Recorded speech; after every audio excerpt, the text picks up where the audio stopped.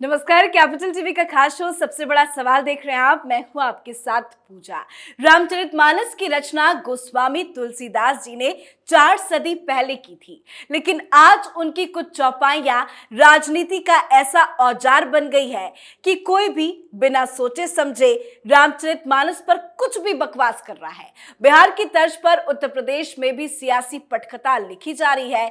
बिहार के शिक्षा मंत्री चंद्रशेखर के बाद अब उत्तर प्रदेश के ओबीसी चेहरा और सपा नेता स्वामी प्रसाद मौर्य ने रामचरितमानस को बकवास बताते हुए सरकार से उसे बैन करने की मांग की है। पर सवाल यह है कि रामचरितमानस को राजनीतिक हथियार क्यों बनाया जा रहा है। रामचरितमानस में दलितों के अपमान के बहाने कौन कौन सी हो रही है नई राजनीति। सवाल यह भी है कि क्या वोट के लिए हिंदू आस्था का अपमान करेंगे।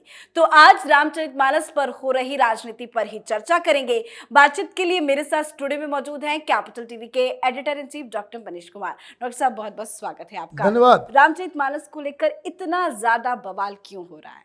देखिए, ये राजनीति से पूरी तरीके से प्रेरित है जी। कांग्रेस पार्टी ने अपने सारे घोड़ों को खोल दिया है, स्ट्रेटजी बन के तैयार है। अभी कोई रैशनलिस्ट आएगा तो कोई साइंटिस्ट आएगा तो कोई प्रोफेसर आएगा, कोई व्याख्या करेगा, कोई मंदिर को नफरत की जमीन बताएगा, कोई नफरत की किताब बताएगा, कोई प्रभु श्री राम एंटी वुमन थे वो बताया जाएगा, तुलसीदास जो है उन्होंने ढोल पशु नारी पता नहीं क्या क्या क्या क्या, हाँ, सब सोशल साइंटिस्ट बन जाएंगे अगले 6-7 महीने में। आप देखिए कारण क्या है। ये जो राजनीतिज्ञ होते हैं ना, ये मौसम वैज्ञानिक होते हैं। यही लोग कहते हैं, लालू यादव ने कहा था, ये बहुत बड़े मौसम वैज्ञानिक हैं। इन्होंने कैलकुलेट कर लिया अप्रैल 15 के बाद इलेक्शन होगा, कैंपेन खत्म हो जाएगा अप्रैल मार्च के एंड तक, जनवरी खरमास खत्म होगा, मकर संक्रांति। अमित शाह ने तारीख दे दिया कि 1 तारीख तक बन के तैयार हो जाएगा। पूजा तो खरमास के बाद करोगे, मकर संक्रांति के बाद, मे बी वसंत पंचमी के दिन। तो वही 3rd वीक ऑफ जनवरी वो भव्य मंदिर का शिलान्यास होगा, उसमें पूजा होगा। पहली पूजा प्रधानमंत्री मोदी करेंगे। सब कैलकुलेटेड है। और 1-1.5 महीना प्रधानमंत्री मोदी वो ट्रेन चलवा देंगे, बस चलेगी, ट्रेन चलेगी, जाइए रामचंद्र बाबा रामलला का दर्शन कीजिए। तब ये क्या करेंगे, ये जाति के नाम पे, मुस्लिम वोट बैंक के नाम पे राजनीति करने वाले लोग कहां जाएंगे। तो हो क्या रहा है, ये बड़े बड़े खिलाड़ी अपने छोटे छोटे प्यादाओं को आगे कर दे रहे हैं। छोटे छोटे प्यादा जिसकी कोई पूछ नहीं हो। ये कौन है मौर्य? ये यूपी के पत्रकारों को पैसे देकर देकर आपने महान व्यक्तित्व बना लिया अपना। ओबीसी के चेहरा है, अपनी सीट तो बचा नहीं पाते, सारी हेकड़ी निकल गई। 80% पॉपुलेशन के ये प्रतिनिधि करते हैं। ये नया नया मुसलमान बना है, प्याज ज्यादा खा रहा है, इसलिए बदबू आ रही है। क्या कह दिया इन्होंने? अचानक से ज्ञान हो गया, ब्रह्म ज्ञान। और मैं क्यों कह रहा हूं कि नया नया प्याज खाने वाला मुसलमान? यह हम लोग की तरफ एक कहावत है कि भाई अभी तो मैं बीजेपी में था, समाजवादी पार्टी में अगर रसूख बनाना है, मुसलमानों के फेवर में आना है, तो ये 2 ही चीज तो जानते हैं सेकुलर धंधा करने वाले लोग, चाहे पॉलिटिक्स में हो, चाहे वो एनजीओ वाले हो, चाहे वो जेएनयू में प्रोफेसर हो या किसी यूनिवर्सिटी का प्रोफेसर हो।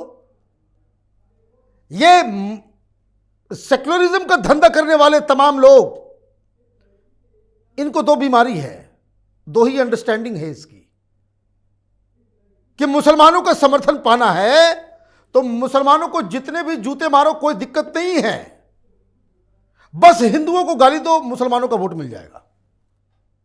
मुसलमानों के लिए कुछ करो मत, एजुकेशन मत दो, नौकरी मत दो, कुछ मत करो, हिंदुओं को गाली दे दोगे, भगवान राम को गाली दे दोगे, हिंदू धर्म ग्रंथों को गाली दे दोगे, मुसलमान तुम्हारे पास आ जाएगा। ये बीमारी है, सिक माइंडसेट। मैं इन लोगों को बहुत करीब से जानता हूं। और दूसरा, पाकिस्तान की तारीफ कर दो, जिन्ना की तारीफ कर दो।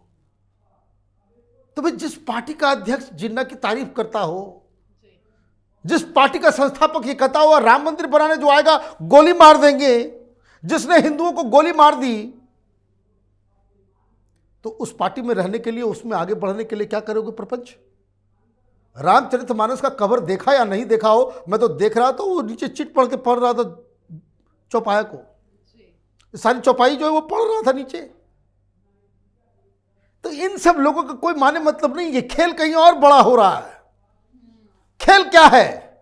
खेल यही है कि 2024 में तो पूरा देश राममय हो जाएगा। और ये मौसम वैज्ञानिक है, उनको मालूम है कि बहुत ही भव्य, और ये अमित शाह और डरा भी देते हैं, बोलते हैं गगनचुंबी मंदिर बनेगा, विशाल काय गगनचुंबी मंदिर बनेगा। अब इन लोगों का हार्ट अटैक होने लगता है। तो उधर बिहार में एक और सेकुलर धंधेबाज लोग बैठे हुए हैं। बिहार के मुसलमान सबसे गर्त में हैं। रीजन क्यों मालूम है? इन लोगों की वजह से। यूपी का मुसलमान सबसे गर्त में है इन लोगों की वजह से। एक और महारानी है पश्चिम बंगाल में, जिसके पीछे सबसे ज्यादा मुसलमान हैं, सबसे गर्त में वही है ना। चपरासी की भी नौकरी नहीं मिलेगी कुछ दिन के बाद। ये सेकुलरिज्म का धंधेबाजों के चक्कर में रह करके मुसलमानों की स्थिति आज़ादी के बाद से 2006, ये यूपीए सरकार की सच्चर कमेटी की रिपोर्ट है, दलितों से भी बदतर हो गई। कहाँ ये कहते हैं कि भाई हमने 800 साल तक भारत पे हुकूमत की, रिपोर्ट अभी की कह रही है कि तुम दलितों से भी बदतर हो, खत्म हो गए। तो ये कौन लड़े? तो इन लोगों ने तय किया कि भाई अब टाइम आ गया है, राम के ऊपर ही सवाल करो, राम के ऊपर सवाल करो। ये ठीक वही स्ट्रेटजी है कि मोदी सर्जिकल स्ट्राइक पे वोट मांगेंगे तो सबूत मांगना चालू कर दो। पाकिस्तान में फोन लगा के बातचीत करो कि उधर से कुछ खबर भिजवाओ कि फेक था, सब कुछ फेक है, कोई मरा नहीं, कहीं कुछ नहीं, पत्ते टूटे, पेड़ टूटा, कुछ कौवा मर गए, तो वहां से आ जाता है सपोर्ट फायर। तो ये जो रामचरितमानस के ऊपर जो अचानक से हमला शुरू हुआ है, उसकी वजह 2024 का चुनाव है, जिसमें प्रभु श्री राम के मंदिर को दिखा दिखा कर भारतीय जनता पार्टी जब रैली निकालेगी, विश्व हिंदू परिषद वाले, बजरंग दल वाले, आरएसएस वाले समाज में घूम घूम करके जाएंगे कि भाई ये लो टिकट बना दिया हमने राम। कहां जाएंगे ये लोग? तो उसकी तैयारी शुरू हो गई है। अभी एक कोई रैशनलिस्ट को कांग्रेस पार्टी ने आगे किया, और मैं आपको बता दूं एक चीज, कहीं कोई रैशनलिस्ट तो कोई इकोनॉमिस्ट तो कोई कुछ, अभी जितने लोग आएंगे गंदगी फैलाने के लिए, जैसे कैसे रघुराम राजन आ गया, अमर्ता सेन आ गए हैं कि भाई देश की डेमोक्रेसी खत्म हो रही है। अच्छा, ठेका लेकर के रखे हो तुम? भाई डेमोक्रेसी में कौन क्या करेगा नहीं करेगा ये जनता तय करती है। आपको जो कुछ बदलना है, चुनाव जीतिए, बदल दीजिएगा, तब कोई सवाल नहीं उठाएगा, वो आपके अधिकार क्षेत्र में होगा। तो अभी ये सारे लोग आगे एक और रैशनलिस्ट कोई बेंगलोर का है, पता नहीं, पहले भी प्रभु श्री राम को गालियां देता था। कब? जब ये सब सुप्रीम कोर्ट में सब मसला चल रहा था। इलेक्शंस आते हैं, रैशनलिस्ट पैदा हो जाते हैं, इकोनॉमिस्ट पैदा हो जाते हैं, सोशल साइंटिस्ट पैदा हो जाएगा। चुनाव आते आते मोदी और योगी के नाम का इतना खौफ है इनको। अब उन्होंने कह दिया कि भाई श्री राम और माता सीता, ये लोग दोपहर में बैठ के शराब पीते थे साथ में। अब ये कहां से उन्होंने निकाला नहीं निकाला, कुछ लोग दिखा रहे हैं, लेकिन ये सेकुलर जमात अभी देखिए वो चल रहा है, वो वामपंथियों के व्हाट्सएप ग्रुप उसको शेयर किए जा रहे हैं, लगातार माहौल बनाया जा रहा है। अभी और निकलेगा कि रामचंद्र जी तो एंटी वुमन थे, ऐसा पति किसी को नहीं मिलना चाहिए जो अपनी पत्नी को छोड़ के चला गया हो। अभी तो खेल शुरू हुआ है और इसलिए इस तरह के दुशासनों का जो हिंदू धर्म, हिंदू आस्था को नग्न करते हैं, उनको पहचान के रखिए। आपके व्हाट्सएप ग्रुप में भी, आपके परिवार में भी, आपके दोस्त यारों में भी, आपके क्लासमेट्स में भी, आपके ऑफिस में भी इस तरह के कंफ्यूज्ड हिंदू होंगे जो कहेंगे कि भाई ऐसे ऐसे, तो समझ लीजिए कि वो आदमी का दिमाग पथभ्रष्ट हो गया है, प्रोपेगेंडा से ग्रसित हो गया है। उनसे एक ही बात कहिए कि भाई 4 चौपाई तुमने रामचरितमानस का दिखा दिया, ये कह दिया कि भाई ऐसे ऐसे है। कुरान की हम 10 चौपाई देते हैं, 10 आयत देते हैं, उसके बारे में बोलने की किसी की हिम्मत है? अगर आप रैशनलिस्ट हैं, सोशल साइंटिस्ट हैं, समाज की कुरीतियों को, एक्सक्लूजन को आप कंडेम करना चाहते हैं, तो सिर्फ रामचरितमानस में ही क्यों? कुरान से निकाली, बाइबल से निकाली, हिम्मत है? नहीं। क्यों? क्योंकि ये पूरा एक्सरसाइज राजनीति से प्रेरित है। इसमें नहीं जाइए कि रामचरितमानस में क्या लिखा है, नहीं लिखा हुआ। अरे इन अकल के अंधों को तो रामचरितमानस का कुछ समझ में ही नहीं है। ये वोट के लालची लोग, सत्ता और पैसा के लालची लोग, इनको क्या लेना देना धर्म वगैरह से? तो यही कहानी है, 2024 तक चलेगा। हिंदू समाज शांति प्रिय समाज है, हर तरह की चीज़ों को बर्दाश्त कर लेता है, इसलिए बर्दाश्त किया जा रहा है।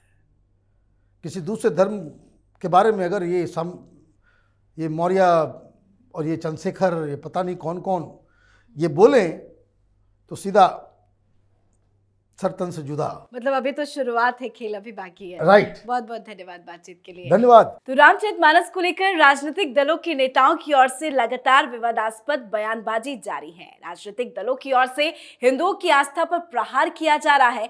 मतलब वोट बैंक की राजनीति के लिए नेता कुछ भी कहेंगे। वैसे बीजेपी को घेरने के लिए विपक्ष को कोई मुद्दा तो चाहिए, तो विपक्ष ने तलाश लिया है रामचरितमानस का मुद्दा। पर इन मुद्दों का असर न चुनाव पर पड़ेगा, न जनता पर। आप अपनी राय कमेंट करके जरूर लिखें। देखते रहिए कैपिटल टीवी। नमस्कार।